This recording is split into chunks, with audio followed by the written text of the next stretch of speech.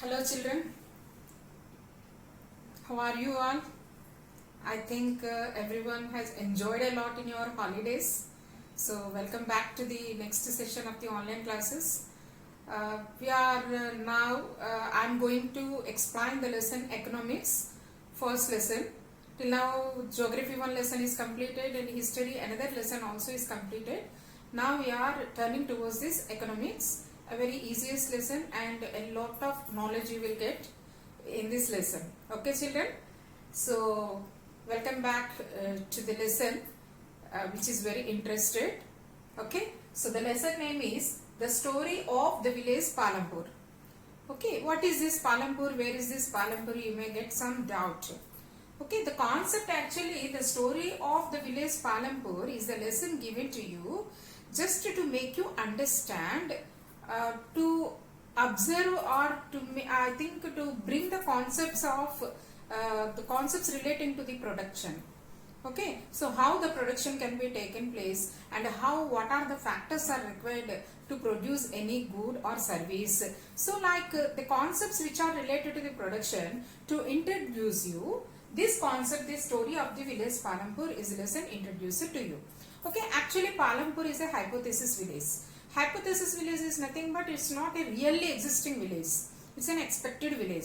Okay, so this Palampur actually, this is a very big village, and you may take that the number of activities going on here. The first primary activity in the Palampur is obviously agriculture. Agriculture is the main activity of the Palampur. As in our country 60-65% is present, they are depending on agriculture. Like Palampur also, maximum the first activity or first occupation of the people is agriculture.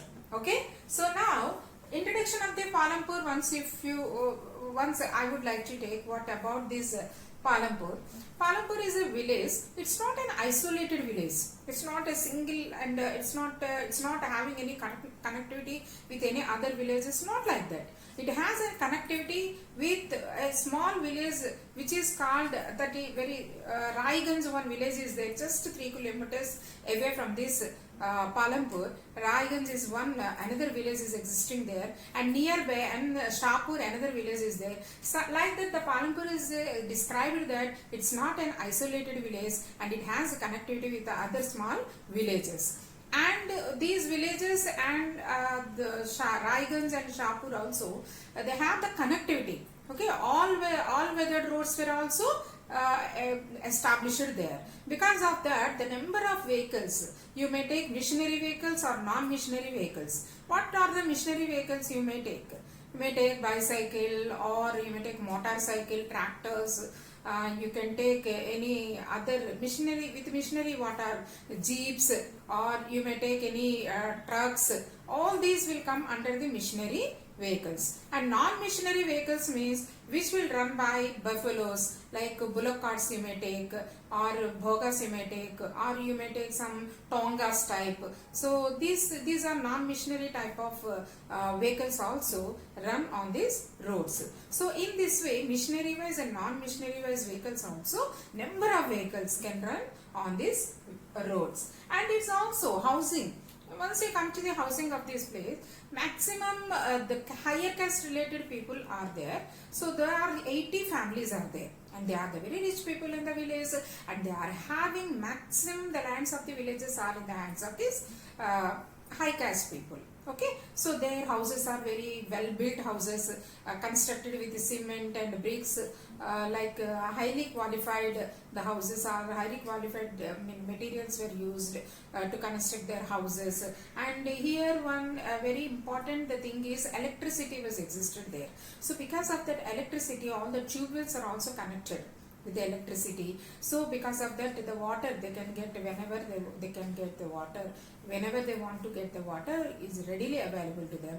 And in addition to that, not only this electricity, irrigation facility is also very much facilitated. Because of this electricity existed in the Palampur, these irrigation facilities also, like tube wells you may take, canals you may take, or groundwater facilities are provided there. So irrigation facilities are maximum existed in this Palampur. And in addition to that, schooling. Schooling also very important anywhere. Here primary schools are, two primary schools are there. One upper higher class studies related school was also established there. Okay, and after that healthcare centers. Healthcare centers very important to exist on. So here in this village in Palampur, healthcare one government, run by the government, one healthcare center is running on, and in addition to that one private hospital and private dispensaries also were existed there. One private dispensary was existed there. So because of that, what is the conclusion of this village is, this Palampur is a big village and it's not an isolated village, and it is also a well equipped village. That means it has a much more connections, that means connections with all other villages. It has electricity, it has irrigation facilities, and it has schools also, and here some well built houses also constructed there, and there some here what are the facilities are to be taken to cultivate more the lands. That facilities are also provided there, and most probably health centers were also associated there. So because of this, we may take that, okay, this Palampur is very good, very big city. And in addition to that, the different types of production. So what are the productions? What type of production is going on in the village? As already I said that what is the prime occupation of the people is agriculture. Okay. So the agriculture, as it is a prime, and not only the agriculture, not only farm activities and non-farm activities also going on in this village. So what are called non-farm activities? Apart farming or apart cultivation, apart agricultural system, other activities which are all carried on by the people to earn the money, they all activities will come under non-farm activities. So in the Palampur village, there are two types of activities. One is farming activity and next one is non-farming activities. So what will come under these non-farming activities? For example, you may take pottery. Okay, making the pots is a non-farm activity. Weaving, or you may take tailor, that is stitching the clothes, or small scale production. Okay, so this is all these shopkeeping. Some goods can be sold in the shops. Small shopkeepers, they are existing on. So these type of, with apart the agricultural system, what the activities, all the other activities which are taken in the village, all will come under this non-farm activities. So in Palampur, farming activities is the main occupation. In addition to that, non-farm activities are also taken place. Okay children, so this is what are the different types of production is going on in the Palampur. And next one is basic requirements of the production. Okay, now I said that production. For example, you may take production of grains. It will come under the farming activity. Okay, pottery. Pottery also is a production. Weaving also is a production. So whatever you will produce the thing, either it is a farming or it is a non-farming, it will come under this production. Okay, so to produce a good or produce a service, to produce the goods and services, what are the things are required? What are the requirements are there? So that is the thing we have to know. Okay, so for example, first very important foremost thing is the land. The first important requirement to produce any goods and services, first thing is land. So why does it is land is fixed? What are the features we may take of the land? Land is fixed. It cannot be grown. It is a natural resource. People cannot produce it, and so many the other resources also can be obtained from the land. For example, forestry is there. Forestry material, what do we want to get to produce a thing?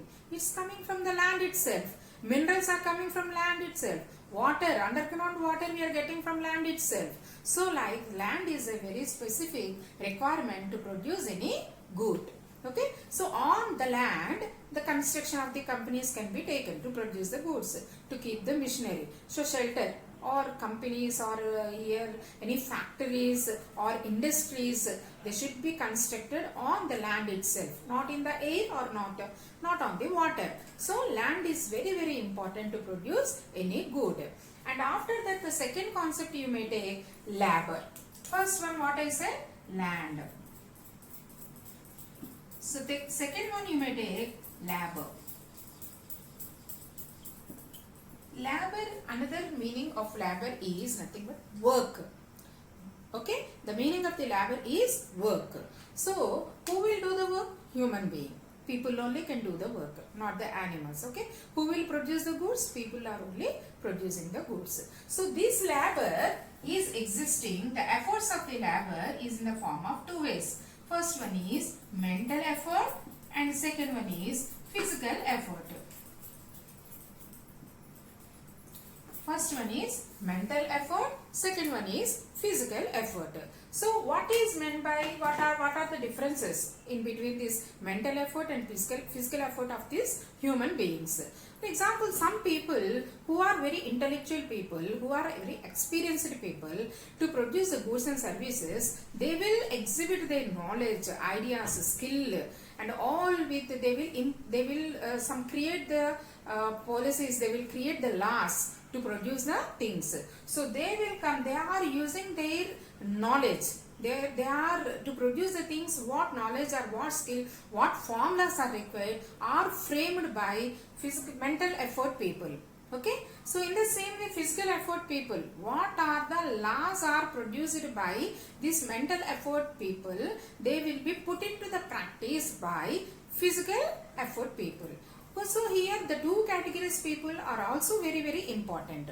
Okay, not only the highly qualified people and highly educated people, highly skilled people, including those people, some low categorized people, physically who will implement those all, and who physically who will strain to produce the goods and service, they are also very, very important in a production process. So that here physical and mental, these two types of efforts of the human beings are very, very important under this labor. Okay, now the next one is capital.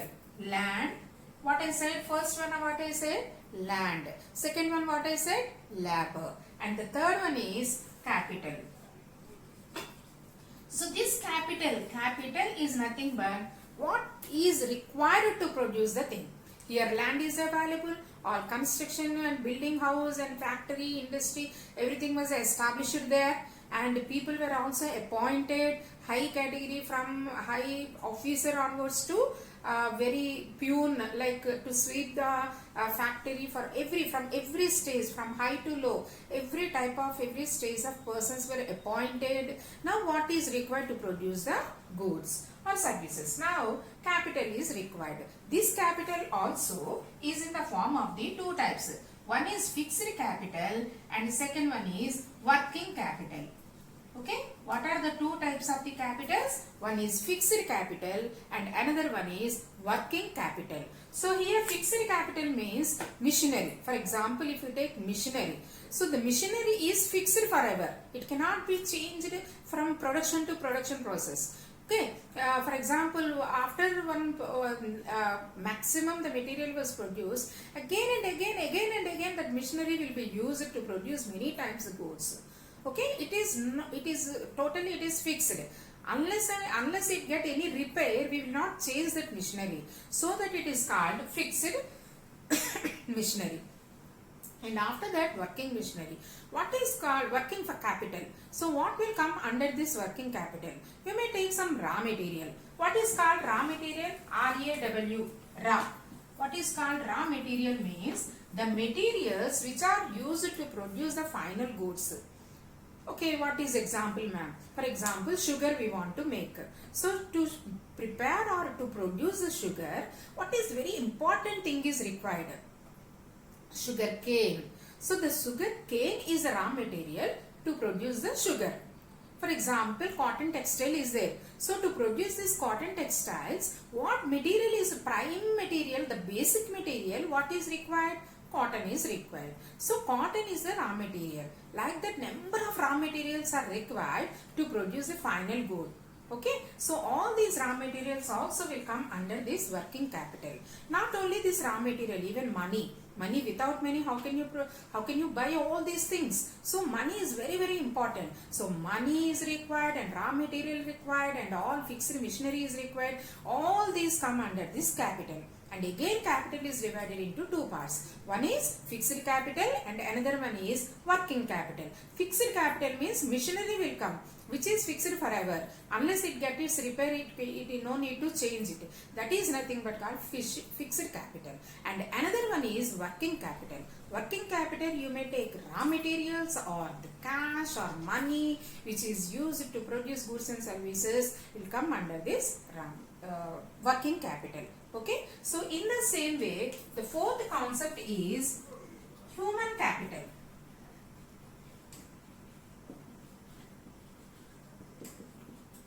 See children, what is called human capital?